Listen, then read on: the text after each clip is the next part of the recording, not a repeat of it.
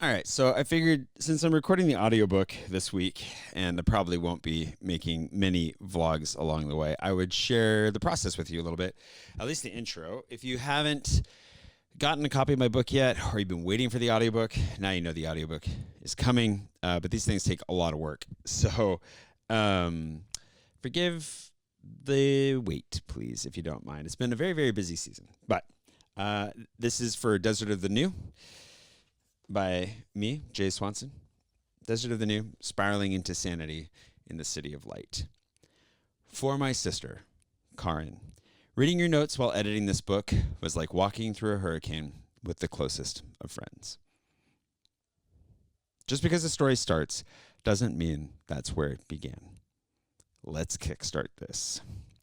Paris does not coddle the weak, unless the weak in question come from money and a good family, of course. Then the coddling seems quite robust. I've spoken with more than one entrepreneur in Paris who approached the city like a testing ground. If my idea can survive here, it can thrive anywhere else. I don't know if that's entirely true, especially given the shifting global tides, but it sounds right to me, especially if you've managed to survive here yourself. Paris does chew a lot of people up and spit them out, but it does so stylishly, even if spitting in public was outlawed in the mid-20th century. You would never catch a hint of vulgarity on Paris's part. That is the essence of being Parisian, after all, knowing how to break the rules with style and get away with it. The point is that, while you might have enjoyed Paris on a vacation once, living here is hard, and building something here is even harder. This was very top of mind when I launched the Kickstarter for my last book, Sea of the Unknown, the dozenth book I'd written, but the first I'd ever written about myself. It was not my first Kickstarter campaign, and if it failed, it would also not be a first. I did everything I could to avoid that repeat of public humiliation. We set up a party at Le Peloton Cafe just a stone's throw from the Seine, did our best to follow best practices, and hit launch while streaming live to what audience I had online. To my relief, it passed its goal within hours. What I didn't yet know was how much that small success would cost me. Do you remember the old layout of the Peloton Cafe? Maybe you never went. I understand the need to renovate it, but I loved how it used to be. There was something cozy in the impracticality of a horseshoe bar that took up more space than was left for clients. The way you could talk across the working baristas to someone on the other side, or use the curve to hide yourself in a book for an hour. The conviviality of immigrants and locals mingling with tourists, sipping flat whites before bike tours, or scarfing down waffles just after. I wound up there because a couple of months after moving to Paris in 2017, I found myself in need of work, and fast. If you've read Sea of the Unknown, what I think of as part 1 in a memoir trilogy, Should I Live Long Enough to Write Part 3, you probably remember this part. For those of you who are just joining us, I didn't move to Paris with much of a plan. I lived in France twice before, and each time I left not because I wanted to, but because I had to.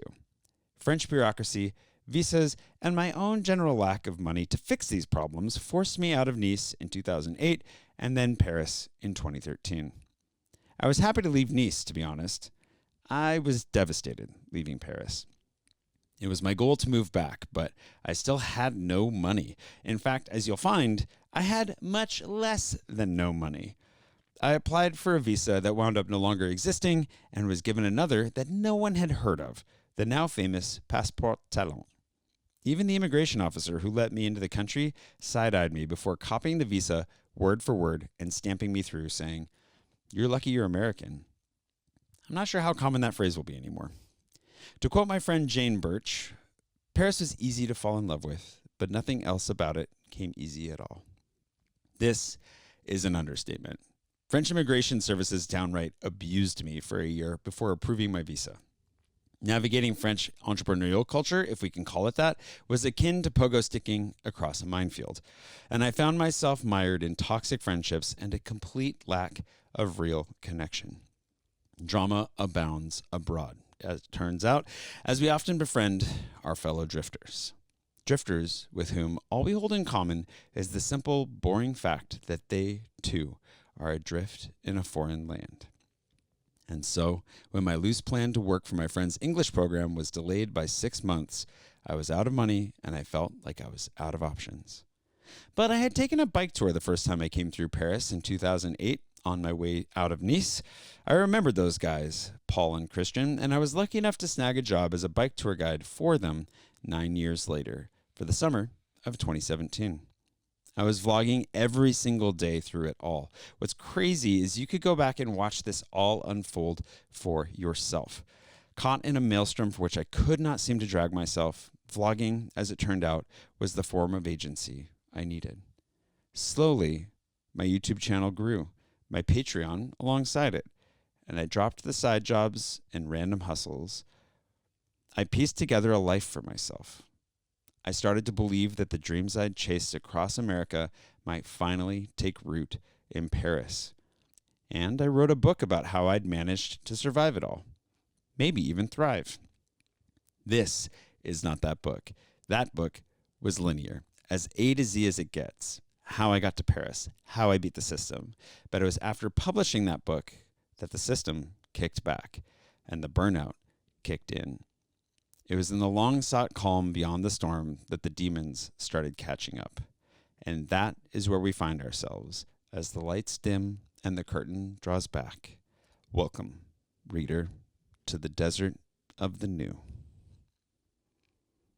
I wanted to keep the good audio for you here, since you got used to it, I'm sure, but also thank my patron producer, Kurt Prindiville, and all my patrons who I've already mentioned in this book, but they're also all listed at the very end of the book in the credits. You can get the book in ebook or in its physical form now if you want to. This is finally available everywhere books are sold. You can buy it directly on my website, jswanson.me.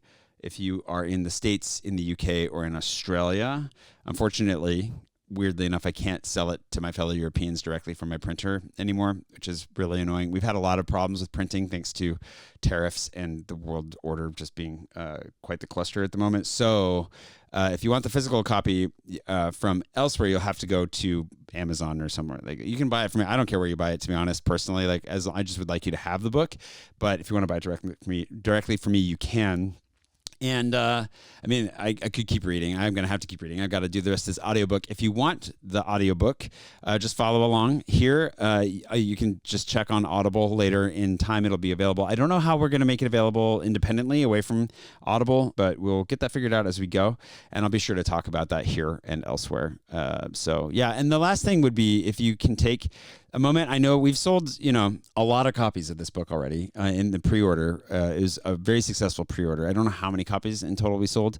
I don't know how many we sold, actually. But that's neither here nor there. But what I was going to ask for was that if you could take the time to review it on Amazon and Goodreads and Apple Books, wherever it is you review books. I have not asked very much, if at all, for anybody to review this yet, and that is actually a really important part of the process, just making sure that people know that it's worth their time to read it. And honest reviews too, please. Because if you read it and you didn't like it, if you could be honest about why you didn't like it in your review, that actually is really helpful as well, because it helps people who might not want to read it, like who might not enjoy it, avoid it, and people who would disagree with you would be like, oh, actually, I would like that thing that they disliked to find it. Honest reviews are great. Even if you didn't like the book, I would appreciate you taking the time to just be like, as long as you say why. If you just leave a 1-star review and say like, me no like, that's not so helpful. But I'll continue to work on the audiobook.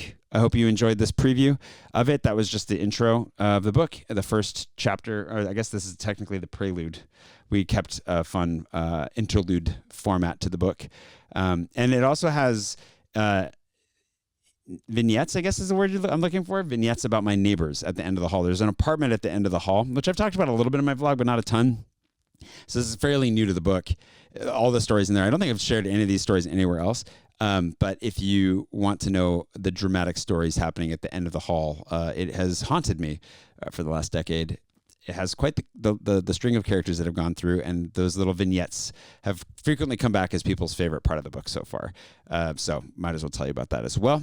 And yeah, I think that's going to be it. I won't be vlogging as much for the next week or so, because I got to do this. And as you just saw, it's going to take me probably a good 20 to 30 hours just of recording before I even get to editing it and then handing it over to the sound engineer, and then, you know, pray for my poor larynx, please. Send me good larynx vibes. Thanks for watching.